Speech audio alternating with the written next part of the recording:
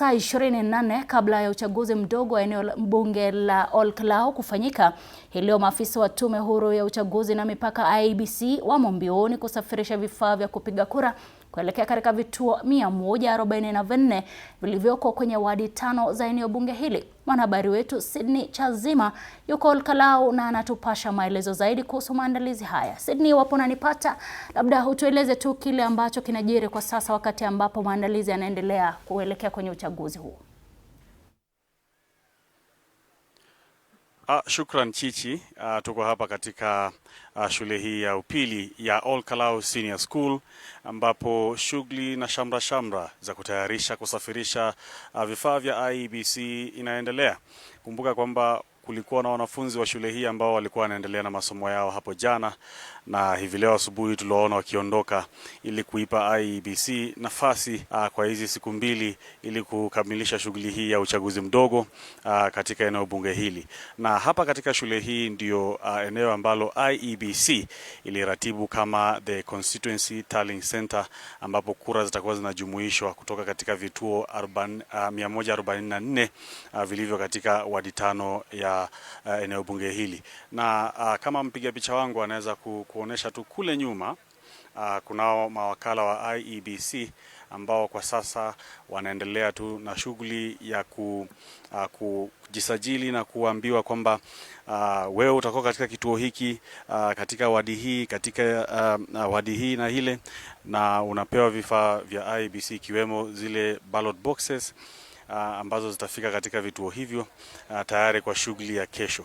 Mle ndani katika jengo hile ndipo ambapo kuna vifaa kadha wa kadha. Kunazo taa za sola, kuna zile ballot boxes na zile booths ambazo watu watakuwa wanasimama ndani wakipiga kura, na hizo hapo ndo zitatoka hapo na kusafirishwa hadi katika vituo 144.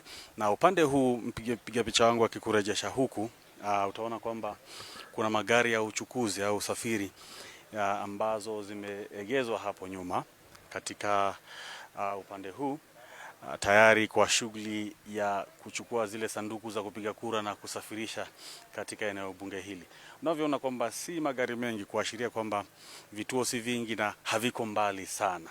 Hivyo ndo tunaelezwa. Na mwendo wa saa 5 saa 6 hivi Chichi, tutakuwa tunapata jumbe kamilifu kutoka kwa yule returning officer wa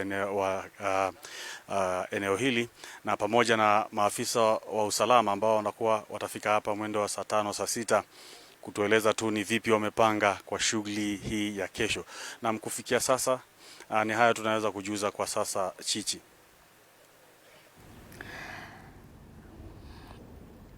Namshukran sana Sydney, na labda iwapo Sydney ananisikia tuweze kumuuliza swali. Sydney, iwapo unanipata, nieleze, kumekuwa na taharuki kidogo na pia kumekuwa na visa vya vurugu hapa kule wakati ambapo IEBC inasema kwamba ni swala ambalo litakabiliwa. Labda hadi sasa hali iko vipi?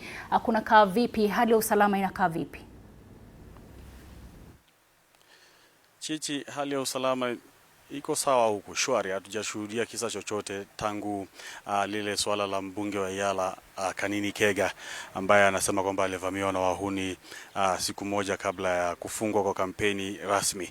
Lakini kutokea hiyo siku, jana aliandikisha ujumbe katika kituo cha polisi cha Oljororok, na baada ya hapo hali ni tulivu tu. Kuna biashara zimefunguliwa, hali ni shwari, hamna lolote haswa lililotukia kufikia sasa.